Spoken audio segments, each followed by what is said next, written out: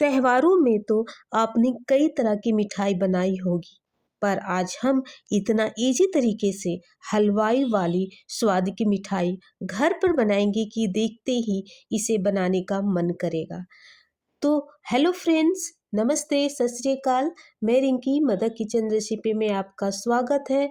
तो चलते हैं इस रेसिपी को बनाने के लिए। इसके लिए हमें चाहिए 250 ग्राम बिल्कुल बारीक बेसन, जो मैंने इस मेजरिंग कप से 2 कटोरी मैंने बेसन लिया।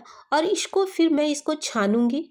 छानने से इसका लम्स नहीं रहते हैं इसमें, और छानने से बिल्कुल हल्की हो जाती है हमारी जो बेसन है। तो जो बच जाते हैं उसको मैं साइड कर दूंगी। इस तरह से मैंने सारे बेसन को इस तरह से छान लिया। और ये देखो, बिल्कुल आप देख पा रहे हैं, बिल्कुल हल्की हो गई है, बिल्कुल फूल गई है। और फिर मैं उसी कटोरी से मैं पानी 1.5 कटोरी में पानी इसमें डालूंगी। और बिल्कुल रूम टेम्परेचर में पानी होना चाहिए, ताकि हमारा जो घोल है वो अच्छी तरीके से बने। तो मैंने रूम टेम्परेचर में पानी लिया, और इसको धीरे धीरे पानी डालना है, एक साथ इसमें नहीं डालना है। बिल्कुल पानी को थोड़ी थोड़ी डालना है, स्मूथ घोल बनाना है इसकी। तो मैं पानी को धीरे धीरे डालती जाऊंगी। लगभग मैंने इस कटोरी से 1.5 कटोरी मुझे पानी लगा। तो इस तरह से स्मूथ घोल बनाना है, बिल्कुल रिबन की तरह गिरनी चाहिए। आप देख पा रहे हो, रिबन की तरह इसे ये गिरनी चाहिए। तो हमारी ये बिल्कुल घोल कंप्लीट हो गई है। अब मैं इस पैन में घी गर्म करूँगी।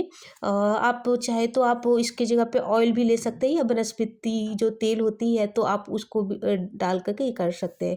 तो मैं इस तरह से जो बैटर है, चम्मच के हेल्प से मैं इसमें डालती जाऊंगी। इस तरह से सेप की कोई ज़रूरत नहीं है, कोई मैटर नहीं ये होता है। आप जिस शेप में भी बना सकते हैं, बस इस चीज़ का ध्यान रखना है कि हमारा जो रेशियो है वो बिल्कुल परफेक्ट होना चाहिए। तो इस तरह से सारे मैंने पकौड़ी की तरह से इसको, बेसन को इसमें डालते जाने हैं। घी में मैंने इसलिए तला कि इसका फ्लेवर बहुत ही अच्छा आता है। मिठाई अगर घी में बनी हो तो बहुत ही अच्छी खुशबू इससे आती है। तो इस तरह से मैंने सारे घोल को इस तरह से पकौड़ी की तरह मैंने इसको तल लिया है। इसमें कोई मैटर नहीं करता आप कौन सा शेप में बना रहे हो। जब हम पकौड़ी बनाते हैं तो हम हाथों से डालते हैं, लेकिन आप चम्मच से भी इसे डाल सकते हो।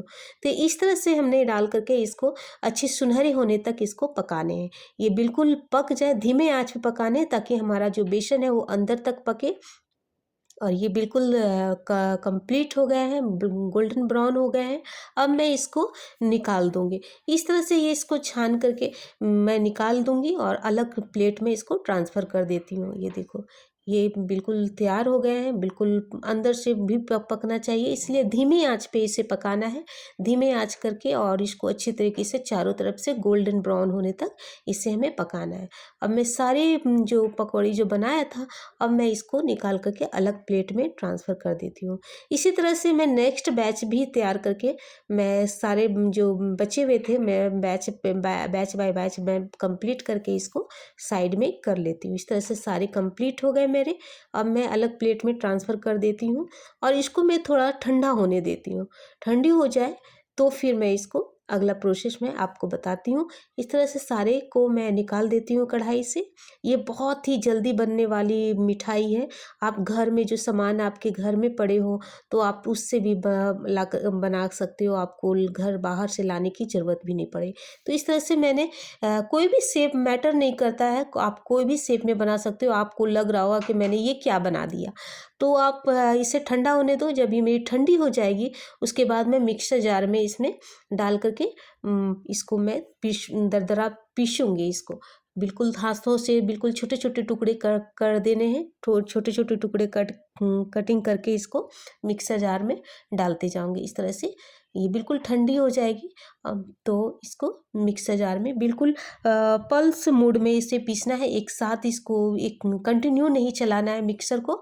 इसको पल्स मोड में मैंने इसको पीस लिया। ये देखो, इस तरह से बिल्कुल दरदरा पीसना है। ये आपको देख रहे हैं, बिल्कुल हमारा लग ही नहीं रहा है कि हमने इसमें पकौड़ी डाला था। जो बेसन का जो पकौड़ा बनाया था, वो बिल्कुल लग ही नहीं रहा है कि ये मैं हाथों से हेल्प और चम्मच के हेल्प से मैं दिखाती हूँ। बिल्कुल दानेदार लग रहे हैं, बिल्कुल दानेदार बन रहे हैं, आप देख पा रहे हो। अब फिर मैं इसको अलग बॉल में ट्रांसफ़र कर देती हूँ। मिक्सर जार से मैं इसमें इसका बॉल में मैं ट्रांसफ़र कर देती हूँ। ये देखो बिल्कुल दानेदार बने, जैसे बूंदी के लड्डू बनते हैं ना, उस तरह से हमारा ये पीसने के बाद हमारा ये ध्यान देना है कि हम कंटिन्यू मिक्सचर को नहीं चलाएंगे, पल्स मोड पे चला करके धीरे धीरे इसको कंटिन्यू चलाना नहीं है। तो इस तरह से पल्स मोड में हमें चला करके इसके कंप्लीट करना। फिर मैं उसी कढ़ाई में मैं इस जो पीसा था बेसन वाले पकौड़े को, तो इसमें मैं ट्रांसफ़र करके इसको अच्छी तरीके से भूनना है, ताकि जो हमारा जो कच्चापन रह गया हो वो अच्छी तरीके से पक जाए।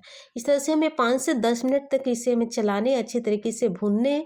इससे अच्छी सी खुशबू आ जाए तब इसे का गैस फ्लेम बंद करना है। अगर बेसन कच्चा रह जाए तो हमारा मिठाई वो बिल्कुल अच्छी नहीं लगेगी। जब अच्छी तरीके से ये भून जाए तब हमारी मिठाई बहुत ही अच्छी लगे। तो हमारे ये कंप्लीट हो गए, 5-10 मिनट कंप्लीट हो गए। मैं इसको ठंडा होने के लिए रख देती हूँ। इस तरह से ठंडी हो जाए, मैं बहुत ही अच्छी खुशबू आ रही फ्रेंड्स। आप इसे बहुत ही आराम से बना सकते हो, बस रेशियो का ध्यान देना है और ये मिठाई बहुत ही मिनटों में कंप्लीट हो जाती है बन करके।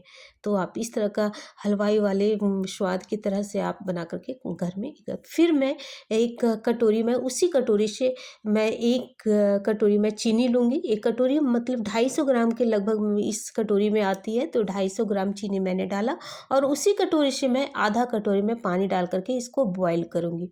ये अच्छी तरीके से जब ये बॉयल है, जब पिघल जाए, तो आप इसके जगह पे आप मिश्री भी यूज कर सकते हैं। मिश्री को तोड़ के आप डाल सकते हो। तो इस तरह से बॉयल हो जाए, उसके बाद मैं इसमें इलायची पाउडर मैं डालूँगी। आपके पास इलायची पाउडर नहीं है तो आप इसको स्किप भी कर सकते हो, लेकिन इसमें आप इस इलायची पाउडर डालोगे तो बहुत अच्छी फ्लेवर इसकी आती है। तो इस तरह से कंटिन्यू इसको चलाते जाना है और चला लिया इसको। अब मैं इसमें केसरिया रंग डालूँगी। इसमें एक फूड कलर जो होती है वो केसरिया रंग मैंने इसमें डाला। हलवाई भी इसी कलर का यूज करते हैं। तो आपके पास नहीं है तो आप इसको स्किप भी कर सकते हो। तो अगर आप डालोगे तो इसका टेक्सचर बहुत ही अच्छा आता है। तो मैं दिखाती हूँ चाशनी कैसे बनानी है। तो ये देखो, इसके तार नहीं बनाने हैं, बिल्कुल हाथों में चिपके, जैसे तेल चिपकते हैं ना हाथों में, इस तरह से चिपकने हैं। तार बनाने की ज़रूरत नहीं। इस तरह का चाशनी हमें तैयार करके रखना है। बिल्कुल जैसे हाथों में तेल लेकर के छूते हैं ना, तो उस तरह से चिपचिपा होना चाहिए। तो ये बिल्कुल कंप्लीट हो गए हैं। कलर भी देखो कितने अच्छे लग रहे हैं। अब मैं इस जो बेसन भून करके रखा था, पकौड़ी को जो भून करके रखा था, हम इसमें ट्रांसफ़र कर देते हैं। तो यहाँ आपको याद दिला देती हूँ कि आपको मेरी रेसिपी कैसी लग रही है तो कमेंट बॉक्स पर लिख कर ज़रूर बताएं। यदि आपको अच्छी लग रही है तो लाइक करें। यदि आप फेसबुक पर देख रहे हैं तो हमारे फेस को फॉलो कर सकते हैं। यदि यूट्यूब पर देख रहे हैं तो हमारे चैनल को सब्सक्राइब करें। इसी के साथ बेल आइकन को ज़रूर दबाएँ ताकि हमारा नया वीडियो आए तो आपके फ़ोन पे घंटी बजे। तो मैं इस तरह से चला के फिर मैं इसमें कंटिन्यू चला करके अब मैं इसमें ड्राई फ्रूट्स डालूंगी। काजू मैंने छोटे छोटे काट करके इसमें डाला है।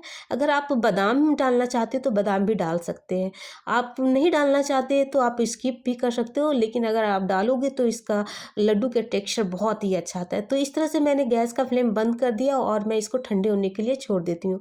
बिल्कुल मेरी ये थोड़ी ठंडी हो गई है, हाथों से छू सकते हैं, हल्की थोड़ी गर्म होनी चाहिए। फिर मैं हाथों में घी लेकर के इस तरह से लड्डू को मैं बांधूंगी। इस तरह से हाथों में लेकर के आपको इस शेप में आपको अगर आपको थोड़ी और बड़ी चाहिए तो आप थोड़ी और लेकर के इसको हाथों से इस तरह से बांधने हैं और हाथों को गोल गोल इस तरह से घुमाने, ताकि हमारा जो लड्डू है वो अच्छी तरीके से शेप में आ जाए। तो इस तरह से देखो, बूंदी के लड्डू होते हैं ना, उस तरह के टेक्सचर लग रहे, बिल्कुल बूंदी के लड्डू जैसे लग रहे। तो इस तरह से सारे लड्डुओं को तैयार करके हम एक प्लेट में ट्रांसफ़र कर देते हैं। ये देखो फ्रेंड, बहुत ही अच्छे लग रहे हैं और खुशबू भी बहुत ही अच्छी आ रही है इससे। घी में बनी है तो और अच्छी खुशबू आ रही है इससे। तो आप इस तरह से त्योहारों में आप लड्डू बना करके आप एंजॉय कर सकते हो। तो बहुत ही मिनटों में बनने वाली है। तो इस तरह से अब मैं पिस्ता इस पे डाल करके डेकोरेशन कर देती हूँ ताकि ये अच्छी लगे देखने में। तो इस तरह से सारे पिस्ता को मैं इसमें दबा करके ऐसे डाल देती हूँ ताकि बहुत ही खुशबू अच्छी आए और हमें खाने में भी बहुत ही मज़ा आए। तो सारे में मैं इस तरह से पिस्ता को मैं डाल करके डेकोरेट कर देती हूँ इस तरह से। ये देखो, तो इस तरह से अब मैं कद्दूकस किया हुआ कद्दूकस करके भी मैंने रखा था पिस्ता को, और इस तरह से मैं ऊपर में डेकोरेट कर देती हूँ ताकि हमारा लड्डू बिल्कुल अट्रैक्टिव लगे। बहुत ही अच्छी खुशबू भी आ रही है और देखने में भी बहुत अच्छी लग रही है। तो फ्रेंड्स, आप इस तरह से आप सारे लड्डुओं में कद्दूकस करके आप इसकी जगह पे आप बादाम भी यूज कर सकते हो, या फिर आप काजू भी यूज कर सकते हो। मैंने पिस्ता कद्दूकस करके इसके ऊपर मैंने इस तरह से सारे को डेकोरेट कर दिया। ये देखो फ्रेंड्स, सुपर्ब! कितने अच्छे लग रहे हैं। तो इस तरह से आप दिवाली में आप बना करके एंजॉय करो। अब मैं तोड़ करके दिखाती हूँ। बहुत ही मस्त और बहुत ही अच्छे लग रहे हैं, बिल्कुल सॉफ्ट बने हैं, बिल्कुल सॉफ्ट, हाथों से ये टूट जाए हैं। आप तो फ्रेंड्स, आप बना करके एंजॉय करो। अगली वीडियो में मिलते हैं, तब तक के लिए बाय, टेक केयर।